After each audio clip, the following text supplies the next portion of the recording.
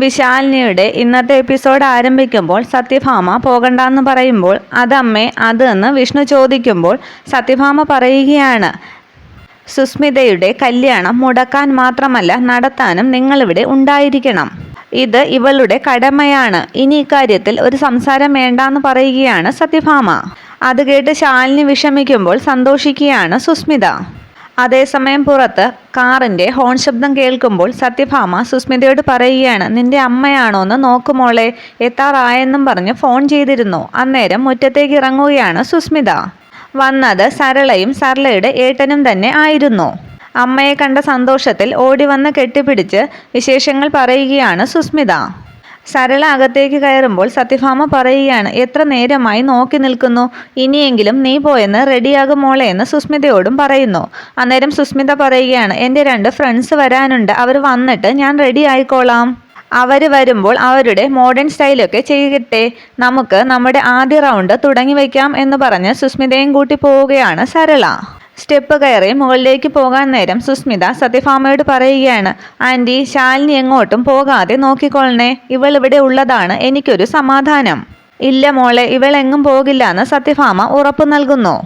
അന്നേരം സുസ്മിത കരുതുകയാണ്, നിന്റെ ശാരികേച്ചിയുടെ വിവാഹം നടത്താൻ ഇന്ന് നിന്നെ ഞാൻ വിടില്ലടി. അന്നേരം ശാലിനിയും കരുതുകയാണ്, ഈശ്വര എനിക്കിന്നവിടെ എത്താൻ പറ്റിയില്ലെങ്കിൽ. വീണ്ടും സുസ്മിത ശാലിനിയോട് പറയുകയാണ്, വരാൻ നേരം ഫ്രിഡ്ജിൽ നിന്നും ആ മുല്ലപ്പൂ മാല കൂടി എടുത്തുകൊണ്ട് വരണേ. അത് സമ്മതിക്കുകയാണ് ശാലിനി. ഈ സംസാരമൊക്കെ ശ്രദ്ധിക്കുകയാണ് രാഘവൻ നായരും പ്രീതിയും. അന്നേരം ശാലിനി വിഷമിച്ച് പോകുന്നത് നോക്കി നിൽക്കാനേ വിഷ്ണുവിനും കഴിയുന്നുള്ളൂ. തുടർന്ന് റൂമിൽ ചെന്നിരിക്കുന്ന ശാലിനി തലേ ദിവസം വിജയലക്ഷ്മി പറഞ്ഞ കാര്യങ്ങൾ ഓർക്കുകയാണ്. തുടർന്ന് റൂമിലേക്ക് വരുന്ന വിഷ്ണു ശാലിനി ഇരുന്ന് കരയുന്നതാണ് കാണുന്നത്. ഒന്നും മിണ്ടാതെ വിഷ്ണു റൂമിന് പുറത്തേക്ക് തന്നെ പോവുകയാണ്. തുടർന്ന് കാണിക്കുന്നത് കുടുംബശ്രീ വീട്ടിൽ ശാരദാമ്മ പൂജാമുറിയിൽ വിളക്ക് തെളിയിച്ച് പ്രാർത്ഥിക്കുകയാണ്. ഒരു തവണ മുടങ്ങിപ്പോയ നിശ്ചയമാണിത്, ഇത്തവണ നീ കാത്തോളണേ എന്ന് പ്രാർത്ഥിക്കുന്നു. കൂടെ തൊഴുതു നിൽക്കുകയാണ് ശാരികയും ശ്യാമയും. അതേസമയത്ത് തന്നെ കുടുംബശ്രീ വീട്ടിലേക്ക് കണിമംഗലം തിരുമേനിയും എത്തുന്നു. തിരുമേനിയെ അകത്തേക്ക് ക്ഷണിച്ചിരുത്തുകയാണ് ശാരദാമ്മ. പിന്നീട് ശാരദാമ്മ കഴിഞ്ഞ തവണ ശാരികയുടെ നിശ്ചയം മുടങ്ങിപ്പോയതിനെക്കുറിച്ച് സംസാരിക്കുകയാണ് കണിമംഗലം തിരുമേനിയോട്. തുടർന്ന് ശാന്തയും ശാരദാമ്മയുടെ അടുത്തേക്ക് വരികയാണ്. അന്നേരം ശാരദാമ്മ തിരുമേനിയോട് പറയുകയാണ്, ഇന്നിവിടെ അടുത്ത് കൂടെ ഉള്ളത് ശാന്ത മാത്രമാണ്, നാട്ടുകാരെ ആരെയും വിളിച്ചിട്ടില്ല.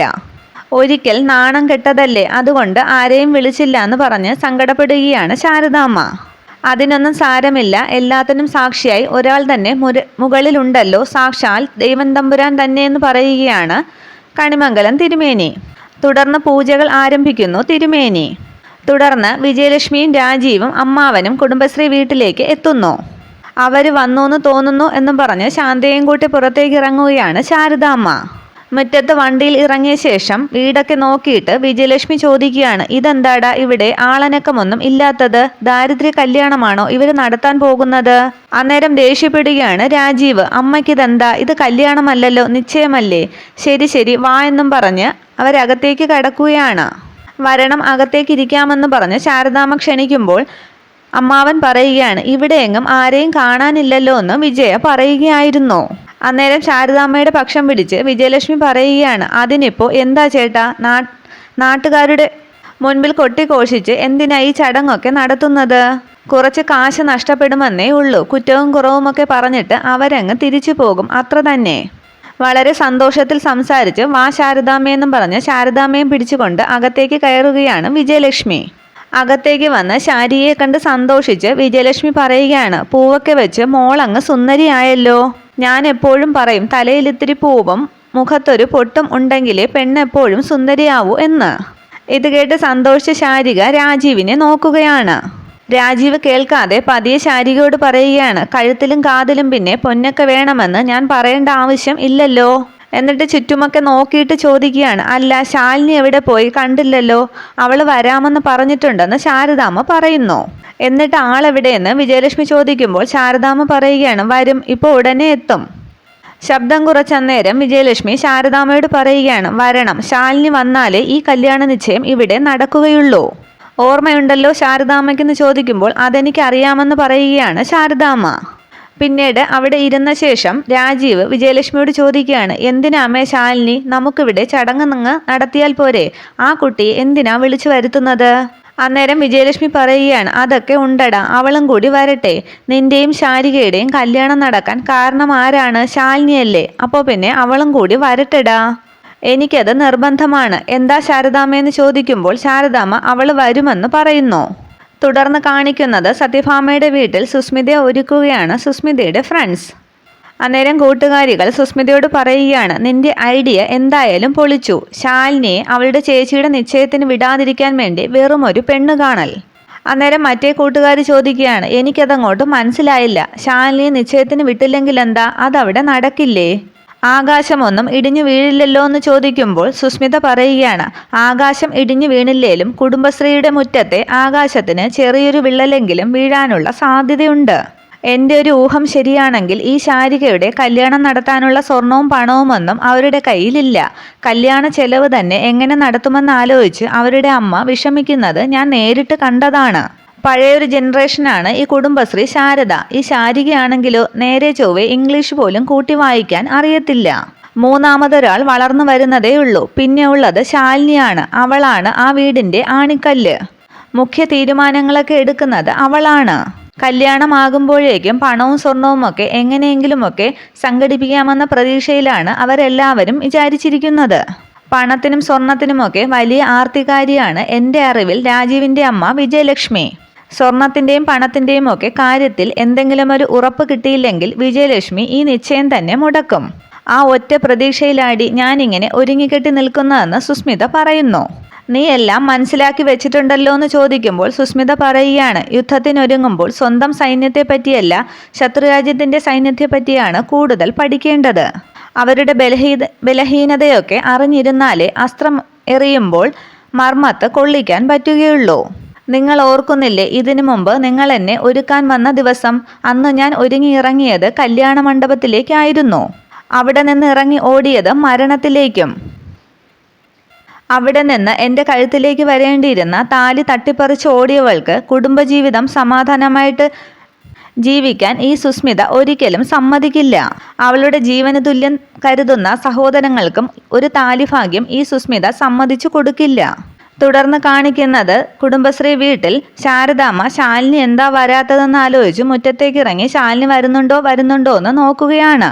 ശാരദാമ്മ പുറത്തേക്ക് പോകുന്നത് കണ്ട് കൂടെ പോവുകയാണ് വിജയലക്ഷ്മിയും. ആകെ വിഷമിച്ച് നിൽക്കുന്ന ശാരദാമ്മയുടെ അടുത്തേക്ക് ചെന്ന് വിജയലക്ഷ്മി ചോദിക്കുകയാണ്, ശാരദാമ്മേ, എന്താ ശാലിനി വരില്ലാന്നുണ്ടോ? വിജയലക്ഷ്മി, അവൾ വരും, പക്ഷേ എന്താ താമസിക്കുന്നതെന്ന് മാത്രം എനിക്ക് മനസ്സിലാകുന്നില്ല. ദാ ഒന്ന് വിളിച്ചു നോക്ക്, നമ്പർ അറിയാമല്ലോ, ഒന്ന് വിളിച്ചു നോക്കണം എന്ന് പറഞ്ഞ് ഫോൺ കൊടുക്കുകയാണ് വിജയലക്ഷ്മി ശാരദാമ്മയ്ക്ക്. വിജയലക്ഷ്മിയുടെ ഫോൺ വാങ്ങി ശാലിനിയെ വിളിക്കുന്ന ശാരദാമ്മ ശാലിനി ഫോൺ എടുക്കുമ്പോൾ മോളെ അമ്മയാണ് എന്ന് പറയുമ്പോഴേക്കും ഇങ്ങി തന്നേ എന്ന് പറഞ്ഞ് ഫോൺ വാങ്ങുകയാണ് വിജയലക്ഷ്മി. ഹലോ ശാലിനി, വിജയ ആൻറ്റിയാണെന്ന് പറയുന്നു. ആ ആൻറ്റി എന്ന് ശാലിനി ചോദിക്കുമ്പോൾ വിജയലക്ഷ്മി പറയുകയാണ്, അതെ, നിശ്ചയത്തിനായി ഞാനും ചേട്ടനും രാജീവുമൊക്കെ ഇവിടെ വന്നിരിക്കുകയാണ്. ഇവിടെ ഒരു കല്യാണ നിശ്ചയം ഉണ്ടെന്ന് പറഞ്ഞിരുന്നു. അത് നീ ഉണ്ടെങ്കിലേ നടക്കുകയുള്ളൂ എന്ന് ഞാൻ ആദ്യമേ സൂചിപ്പിച്ചിരുന്നതുമാണ്. പക്ഷെ നിന്നെ ഇവിടെ കാണുന്നില്ല. എവിടെയാ നീ ഇപ്പോൾ ചോദിക്കുമ്പോൾ ശാലിനി പറയുകയാണ്, അത് ആൻറ്റി, ചെറിയൊരു പ്രശ്നമുണ്ട്. അന്നേരം ദേഷ്യപ്പെടുകയാണ് വിജയലക്ഷ്മി. ഒരു പ്രശ്നവും ഇവിടെ എടുക്കില്ല ശാലിനി. പുത്തരിയിലെ കല്ലുകടിച്ച ബന്ധമാണ് ഇത്.